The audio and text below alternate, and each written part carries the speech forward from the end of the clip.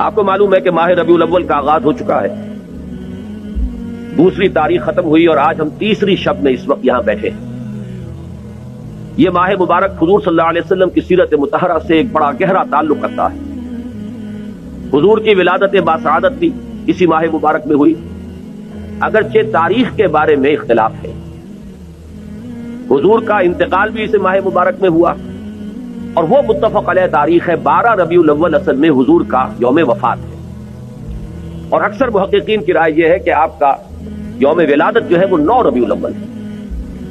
یہی وجہ ہے کہ مجھے یاد ہے کہ ہمارے بچپن میں اس دن کو جو لوگ کچھ تھوڑا بہت مناتے بھی تھے تو 12 وفات کے نام سے در حقیقت یہ نام یاد کیا جاتا تھا۔ حضور صلی اللہ علیہ وسلم کی وفات کا دن ہے، کچھ کھانا پکا کر کچھ غریبوں کو مساکین کو کھلانا، یہ در حقیقت چیز تھی کہ جو اب ہوتے ہوتے اس نے بہت ہی ایک دوسری صورت اختیار کر لی ہے۔ اب یہ ایک جشن بن گیا ہے اور ایک عید کا سا سما، بلکہ واقعہ یہ ہے کہ جو اصل 2 عیدیں ہیں وہ کہیں پیچھے چلی گئی ہیں، اور یہ جو 2 عیدیں ہم نے ایجاد کی ہیں، ایک عید میلاد النبی اور ایک عید استقلال، اگر ہم جائزہ لیں تو شاید یہ 2 جو ہے یہ زیادہ فور گراؤنڈ میں آ چکی ہیں۔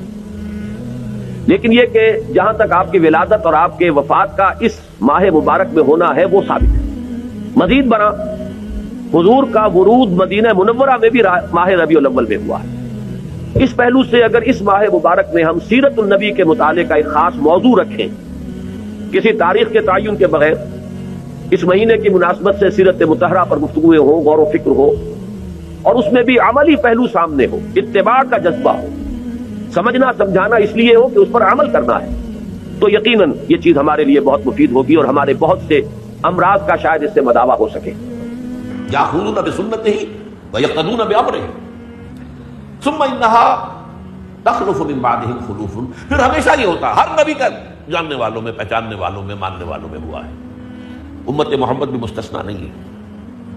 یقولون ما لا یفعلون ویفعلون ما لا یؤمرون۔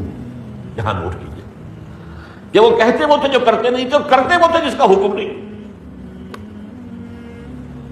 عید میلاد النبی کیا حضور کا حکم ہے؟ کیا اس کا کوئی ثبوت صحابہ سے ہے؟ کیا ہم صحابہ کے مقابلے میں حضور سے زیادہ محبت کرتے ہیں؟ لیکن تھا کہ معاملہ ما لا یؤمرون، جس چیز کا حکم ہوا نہیں اس پر عمل ہو رہا۔ یہ ہے در حقیقت رسم پرستی، اور رسم کے اندر پھر اضافہ ہوتے چلا جانا، اس پر ردے پر چڑھتے چلے جانا جو ہے، یہ دوسرا سبب ہے۔ اور اس کا ایک نتیجہ جو نکلتا ہے وہ اسی پر بات ختم کروں گا، اگرچہ ایک اور حدیث جو ہے اس موضوع پر بہت اہم ہے۔ نتیجہ کیا نکلتا ہے؟ جہاں بدعت آئے گی سنت رخصت ہو جائے گی۔ اب نماز جنازہ پر کی وہ اہمیت نہیں ہوگی، نہ نماز جنازہ یاد کرنی ہے، نہ دعا یاد کرنی ہے، کچھ پتہ نہیں، جا کے کھڑے ہو گئے ہیں، وضو بھی ہے کہ نہیں ہے، لیکن قرآن خوانی میں تو جانا ہی جانا۔ یہ کیوں ہوتا ہے؟